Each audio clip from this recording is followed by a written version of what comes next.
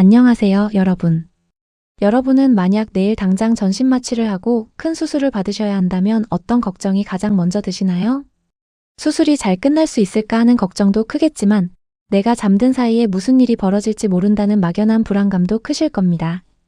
그래도 다행히 우리에게는 2023년 9월부터 시행된 수술실 CCTV 설치 의무화법이 있으니 안심이라고 생각하셨을 텐데요. 이제 모든 수술실에서 카메라가 돌아가고 있으니 대리수술이나 의료사고 걱정은 없겠지라고 믿고 계셨을 겁니다. 하지만 오늘 영상을 끝까지 보시고 나면 그 믿음이 얼마나 무서운 착각이었는지 깨닫게 되실 겁니다. 결론부터 말씀드리면 지금 대한민국 수술실에 달린 CCTV 10대 중 9대 이상은 사실상 꺼져 있는 상태입니다.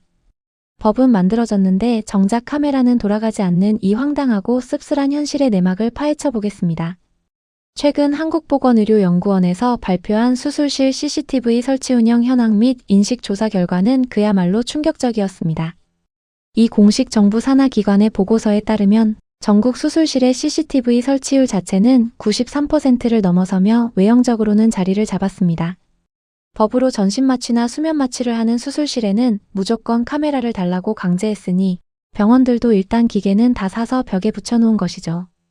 그런데 진짜 문제는 그 카메라가 실제로 작동해서 영상을 녹화한 비율, 즉 실제 촬영률을 조사했더니 고작 4% 미만이었다는 사실입니다. 100명의 환자가 전신 마취를 하고 수술실에 들어갔는데 그중 단 4명만의 수술 과정만 녹화가 되었고 나머지 96명은 과거와 똑같은 깜깜이 수술을 받았다는 뜻입니다. 법이 시행되었는데 도대체 왜 이런 일이 벌어지고 있는 걸까요? 정답은 우리가 통과시킨 법안의 치명적인 맹점에 숨어 있습니다. 많은 국민들이 오해하시는 부분이 바로 수술실 CCTV는 의무화되었으니 당연히 상시 녹화되겠지라는 생각입니다. 하지만 대한민국 의료법에 규정된 실제 내용은 수술실에 카메라를 설치하는 것까지만 의무이고 촬영은 무조건 환자의 요청이 있을 때만 하도록 되어 있습니다. 즉 자동차 블랙박스처럼 시동을 걸면 자동으로 찍히는 게 아니라 가전제품처럼 내가 필요할 때마다 켜달라고 직접 신청을 해야 하는 100% 신청제라는 것입니다. 내가 수술실에 들어가기 전에 저 CCTV 촬영해주세요 라고 서류를 작성해서 내지 않으면 저 카메라는 그냥 벽에 달린 인테리어 소품에 불과하다는 뜻이죠.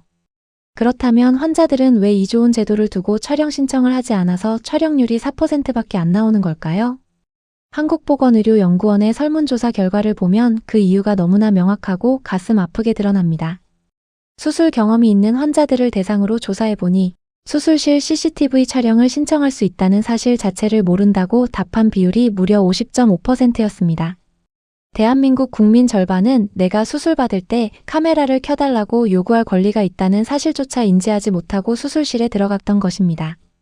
그리고 촬영을 요청하지 않은 사람들에게 진짜 이유를 물었더니 1위가 병원으로부터 촬영이 가능하다는 안내를 받지 못해서였고 2위가 제도 자체를 몰라서였습니다.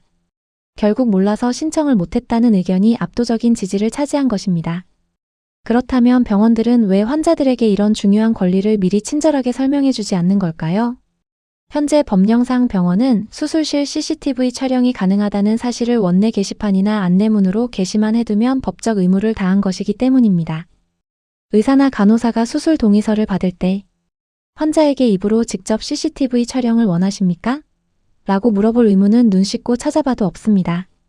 수술을 앞두고 극도로 긴장한 환자가 병원 벽에 붙은 깨진 글씨의 안내문을 찾아내거나 수십 장짜리 서류 더미 속에 숨겨진 문구를 발견하기란 불가능에 가깝습니다.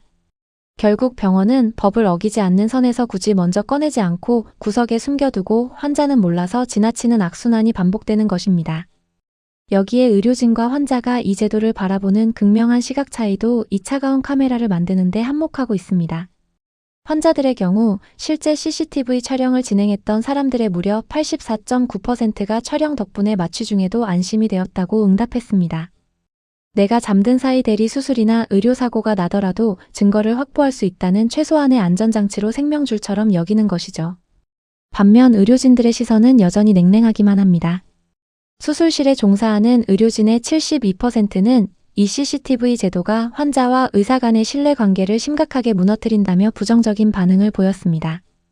심지어 의사들의 41%는 CCTV가 아닌 다른 방식으로 투명성을 확보해야지 의사를 잠재적 범죄자 취급하며 일거수일투족을 감시하는 것은 부당하다고 주장합니다. 실제 심층 인터뷰에서 많은 의사들은 법적 처벌이 두려워 설치는 했지만 감시당하는 느낌 때문에 집중도가 떨어지고 혹시 모를 소송에 휘말릴까 까다로운 수술은 기피하는 방어 진료를 하게 된다고 토로했습니다. 의사들의 이러한 강한 거부감과 반발은 우리 사회의 또 다른 보편적인 갈등과도 닮아 있습니다. CCTV 설치를 두고 노동 인권과 감시 논란이 붙은 곳은 비단 수술실뿐만이 아닙니다. 대형 물류센터나 일반 사무실에서도 CCTV가 도난 방지가 아닌 직원들의 근태 감시용으로 쓰인다며 노동조합과 사측이 매일같이 법적 공방을 벌입니다. 수술실보다 훨씬 먼저 CCTV 의무화를 겪었던 어린이집 보육교사들도 우리 모두를 아동학대범 예비 후보로 보는 것 아니냐며 엄청난 스트레스를 호소했고 대거 사직하는 소동이 있었습니다. 그럼에도 불구하고 우리 사회가 유독 수술실만큼은 의사들의 격렬한 반대를 무릅쓰고 법으로 강제했던 결정적인 이유가 있습니다. 일반 사무실이나 물류센터 혹은 어린이집 아이들은 억울한 일이 생기면 저항을 하거나 말로 상황을 전할 수 있는 의식이 있습니다. 하지만 전신 마취된 수술실 안의 환자는 외부 세계와 완전히 단절된 채 자기 자신을 방어할 능력이 문자 그대로 0%가 되기 때문입니다. 더구나 의료 지식의 철저한 비대칭성 때문에 문제가 터져도 병원 측이 은폐하면 유족들은 손을 쓸 방법이 없다는 절박함이 작용했습니다. 그런데 그렇게 어렵게 만든 법이 지금 환자가 신청 안 했으니 안 찍는다는 핑계 뒤에 숨어 그냥저냥 방치되어 있는 상태인 것입니다. 오늘 이 이야기를 전해드리면서 가장 씁쓸하고 무서웠던 점은 바로 이 부분입니다. 앞으로 이 반쪽짜리 법을 제대로 고치기 위해서는 또 얼마나 큰 비극이 일어나야 할까 하는 생각 때문입니다. 대한민국의 수많은 안전 법안들과 제도 개선의 역사를 돌이켜보면 늘 잔인한 공식이 존재했습니다.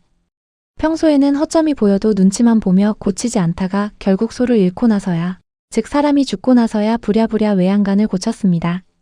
이 수술실 CCTV 법안이 처음 발의되고 통과되기까지 수년이 걸린 계기도 마찬가지였습니다. 지난 2016년 고 권대희 씨가 성형외과에서 수술을 받다가 과다출혈로 목숨을 잃은 비극적인 사건이 있었습니다.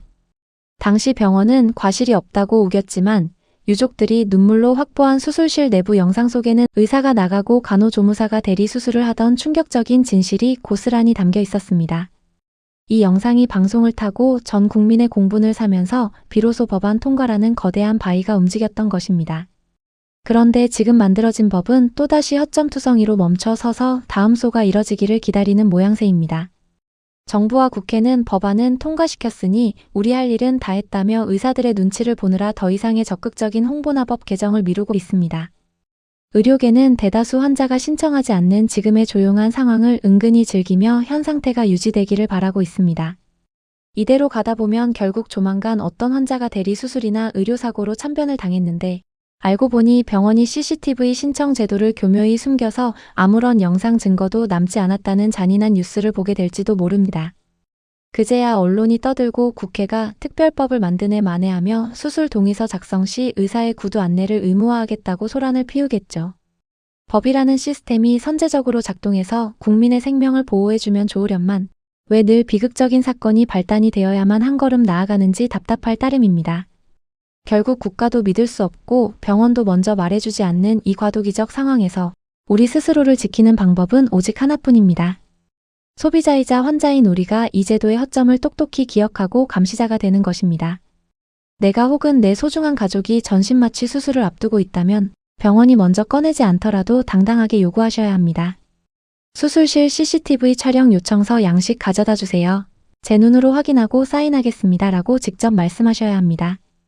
환자의 정당한 요청을 거부하는 병원은 법적 처벌을 받게 되므로 우리가 당당히 권리를 행사할 때 비로소 저 꺼져 있는 96%의 카메라가 켜지기 시작할 것입니다. 법이 완벽해질 때까지 기다리기에는 우리의 생명과 안전은 너무나 소중하니까요. 오늘 준비한 영상은 여기까지입니다. 주변에 혹시 수술을 앞두고 있거나 이 제도를 상시 녹화로 오해하고 계신 분들이 있다면 이 영상을 널리 공유해 주시기 바랍니다. 여러분의 공유 한 번이 누군가의 억울한 죽음을 막는 강력한 방패가 될 수 있습니다.